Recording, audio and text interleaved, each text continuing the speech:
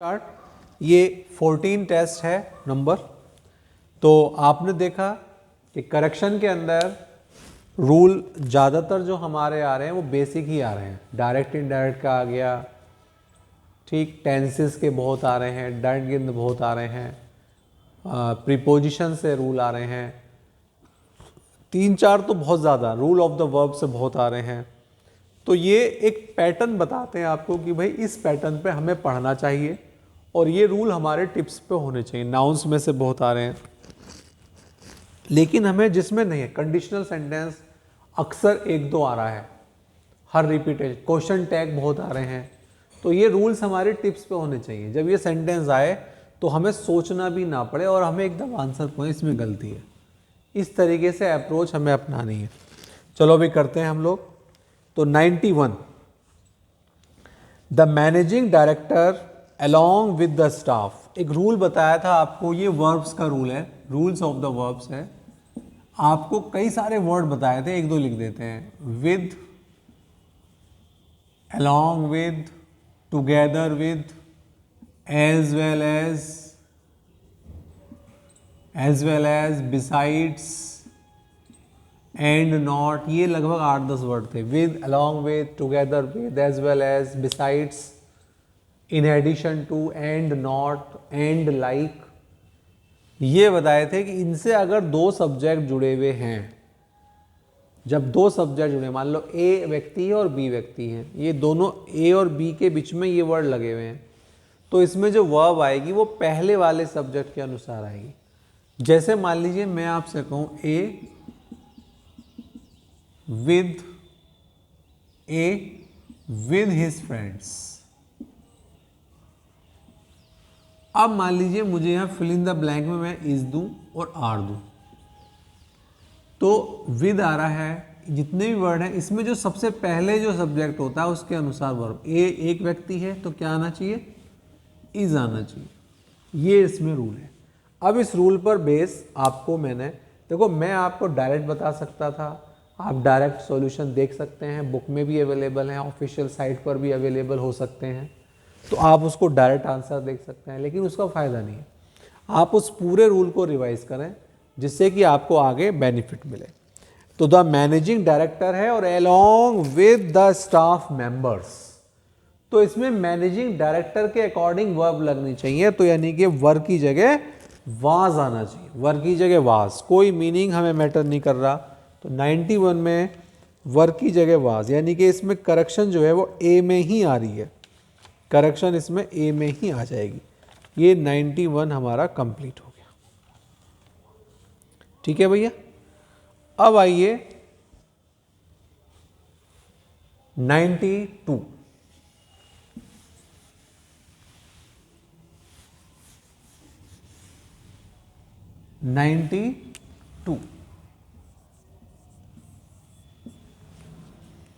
92 में चेक करें। If you will follow my instructions you will definitely score high marks in the entrance examination. वही conditional sentences, if के साथ वाला कभी फ्यूचर नहीं आता। तो इफ यू विल नहीं आएगा, विल हटेगा, और विल हटेगा वर्ब पे, क्योंकि यू है प्लूरल सब्जेक्ट है तो फॉलो का फॉलो रहेगा। इफ यू फॉलो, तो यानी कि करेक्शन इसमें एम है। तो कंडीशनल सेंटेंस भी आपके बहुत आ रहे हैं। 4 चीजें तो मैं ये देख रहा हूं कि अक्सर आ रही हैं, conditional sentences, direct indirect correction, tenses और क्वेश्चन टैग। कंडीशनल सेंटेंस और क्वेश्चन टैग, 4 चीज तो आपकी रेगुलर आ रही है, रेगुलर। तो ये 4 तो आपके टॉपिक बिल्कुल टिप्स पे होने चाहिए। हाँ भाई, नेक्स्ट चेक करें 93, in many respects India is a different than western countries. आपको प्रीपोजिशंस कराई थी, प्रीपोजिशंस, तो उसमें जो डिफरेंट वर्ड था ये पहले भी आया हुआ है।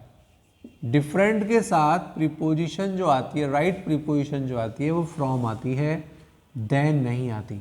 और आपको एक बात भी बताई थी मैंने आपको कि देन आने के लिए पहले हमें ER या मोर चाहिए। जैसे Ram is visor then Mohan. Clear? ये आ गया, इससे पहले ई आर आ जाए। तो अब मान लीजिए हमें भूल गए हम तो डिफरेंट के संग क्या प्रीपोजिशन है, ये माइंड से स्लिप हो गया। तो आपको एक पॉइंट तो ध्यान रखना पड़ेगा कि यार देन की कंडीशन क्या है। तो इसका मतलब अगर आपने ये पकड़ लिया कि देन इसमें गलत है, यानी कि सी ऑप्शन में देन गलत है, क्योंकि इससे पहले कोई ई आर या मोर नहीं आ रहा है। ठीक है, 93 आपका सेंटेंस कंप्लीट। बहुत अच्छा सेंटेंस, सिंपल सेंटेंस था, प्रीपोजिशन बेस्ड था। हाँ भाई, नेक्स्ट चेक करते हैं। ये है 94।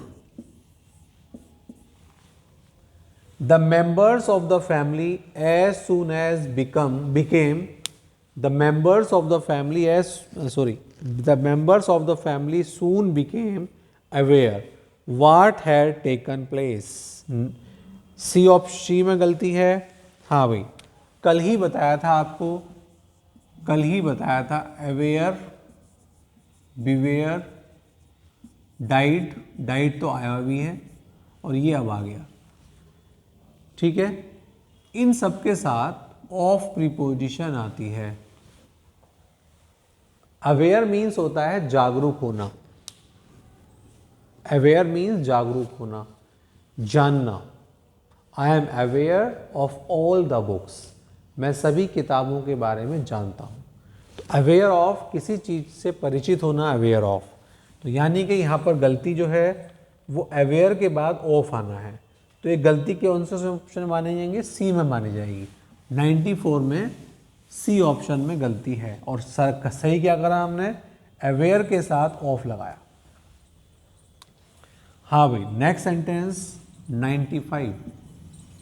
करेक्शन बेस है tenses, tense. 95 I have met him on Monday last and had a long discussion. हाँ भाई, इसमें जो है एक कल बताया था आपको, कुछ वर्ड्स बताए थे पास्ट इंडेफिनिट के, कल भी आया था, पहले भी टेंस में तो आपको कराया। जैसे इसमें लास्ट आता है, लास्ट के बाद मंथ हो सकता है, संडे, मंडे, लास्ट ईयर आ सकता है, या आपको बताया था एगो। एगो के लिए बिफोर भी बताया था, एगो भी आ चुका है एग्जाम में। आप लास्ट आ गया, इसमें आया था लास्ट, इसमें एगो भी आ गया, बिफोर भी आ गया, बैक, ये वर्ड भी एग्जाम में आ चुके हैं। ठीक, लास्ट है, एगो है, यस्टरडे भी एग्जाम में आ चुका है, ये भी एग्जाम में आ चुका। कोई अब चल रहा है 2021 2020 तक,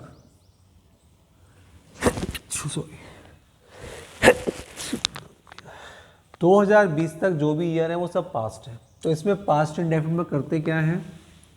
पास्ट इंडेफिनिट में वर्ब की सेकंड फॉर्म लगा देते हैं, चाहे वो एकवचन हो चाहे वो बहुवचन। तो यहां पर हैव हटाएंगे। देखो, मीट वर्ब है, मीट, MEET, सेकेंड और थर्ड में मैट हो जाता है, एक ई हट जाता है।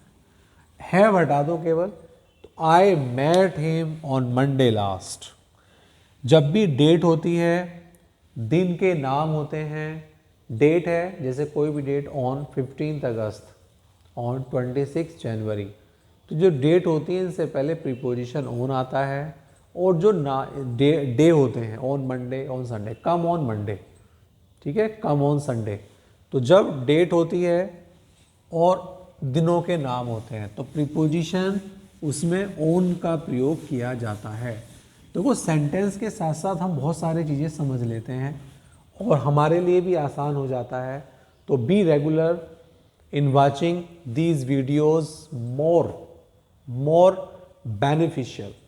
ठीक है, अब आप real, you are experiencing the real sentences, मतलब आपको ये लग रहा है कि भाई हाँ, हम वास्तव में सेंटेंस, एग्ज़ाम के सेंटेंस है, ये एग्ज़ाम में आए हुए सेंटेंस है, ये कोई क्रिएट नहीं है कि वैसे ही हमने प्रैक्टिस सेट लिया और उसे करने बैठ गए, नहीं, वो नहीं है।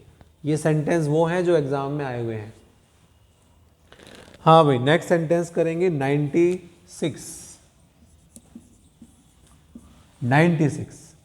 It is time we decide. देखो यहाँ पर डिसाइड लिखा है, हो सकता है करेक्शन में, टाइपिंग एरर में डिसाइडेड हो गया हो।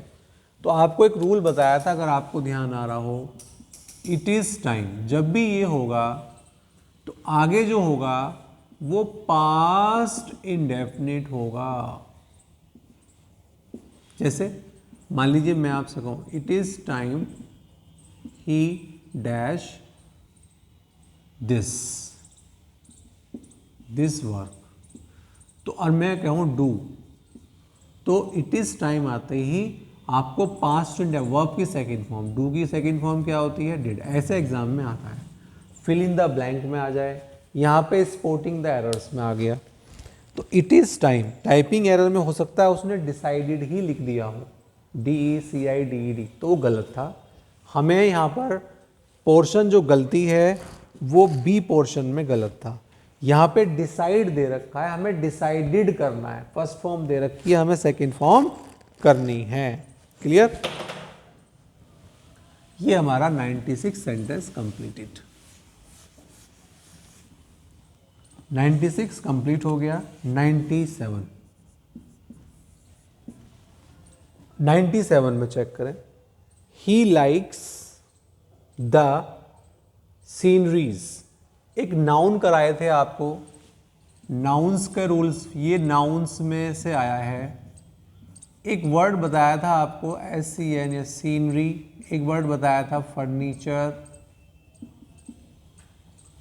एक वर्ड बताया था इंफॉर्मेशन, और भी काफ़ी सारे वर्ड थे, सब रिपीट करो।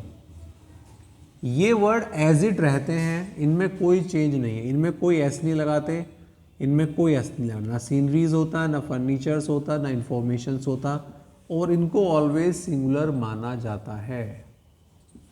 दो करेक्शन, तो इसका मतलब सीनरीज ही गलत है, तो यहाँ पर सीनरीज वर्ड हटा देंगे, तो sceneries, he likes the scenery, केवल सीनरी वर्ड आएगा, SCENERY, ठीक है।